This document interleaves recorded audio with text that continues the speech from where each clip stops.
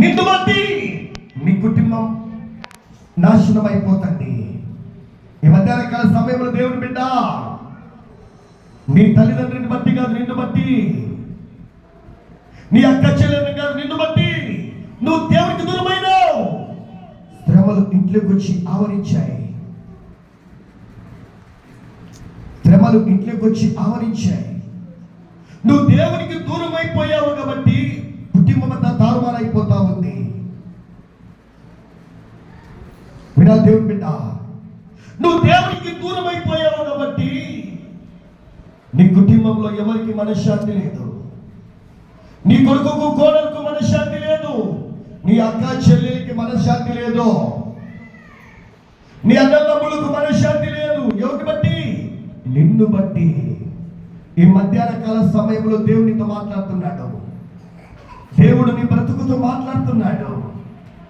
నువ్వు సిద్ధంగా ఉండాలి. యేసయ్య నాతో మాట్లాడుతున్నాడు. నన్ను బట్టి ఒకప్పుడు నా కుటుంబం చిన్న భిన్నం. నన్ను బట్టి దేవుని బిడ్డలారా నా యొక్క ఫ్యామిలీ చిన్న భిన్నం. నన్ను బట్టి నా గ్రామంలో అలజడి. యోనాను బట్టి దేవుని బిడ్డలారా ఏం జరిగిందంటే ఓడ తారుమారైపోయింది. యోనాను బట్టి అలజడి మొదలైంది. ఈ మధ్యాహ్న కాల సమయంలో శ్రమలు ఎవరిని బట్టి వచ్చేది? నిన్ను బట్టి వచ్చేయని బైబిల్ చెప్తా ఉంది. యేసయ్య చెప్తున్నారు, దేవుని బిడ్డ ఇప్పటికైనా ఒప్పుకో, నన్ను బట్టే పాస్టర్ గారు నా కుటుంబంలో తేడా వచ్చింది. అలాంటి వారు ఎవరైనా ఉన్నారా? చెప్పండి. అలాంటి వారు ఎవరైనా? నన్ను బట్టే పాస్టర్ గారు నేను దేవునికి దూరం అయిపోయాను, నా ఇంట్లోకి శ్రమలు వచ్చాయన్న వారు చేతులు ఎత్తండి. నన్ను బట్టే పాస్టర్ గారు.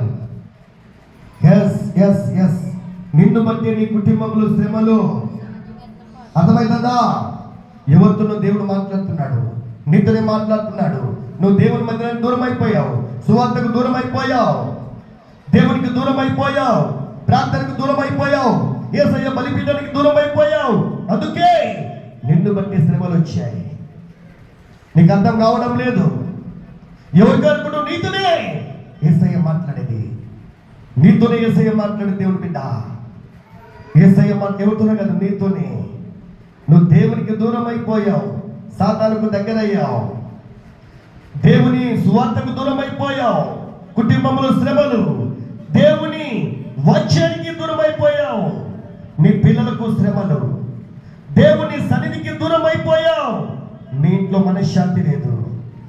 ఈ మధ్యాహ్న కాల సమయంలో దేవునితో మాట్లాడుతున్నాడు, నీతోనే సహోదరుడు యేసయ్య మాట్లాడింది. చూద్దాం బైబిల్ గ్రంథములో నెంబర్ 5 చూద్దాం.